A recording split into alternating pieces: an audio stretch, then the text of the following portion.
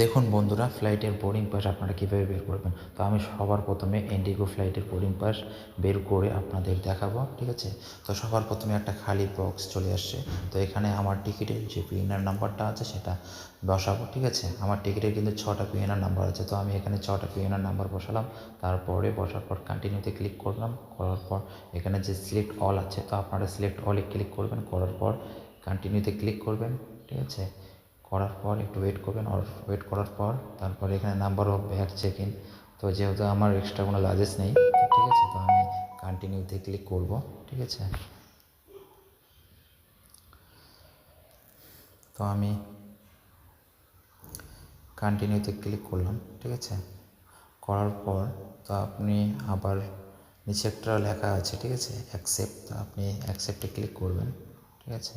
করার পর একটু ওয়েট করবেন, ঠিক আছে। ওয়েট করার পর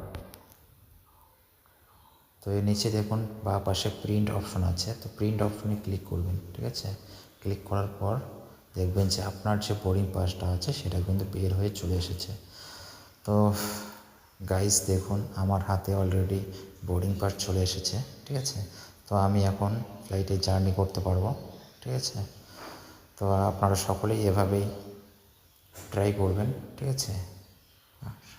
সকলেই বোর্ডিং পাস বের করতে পারবেন। ধন্যবাদ।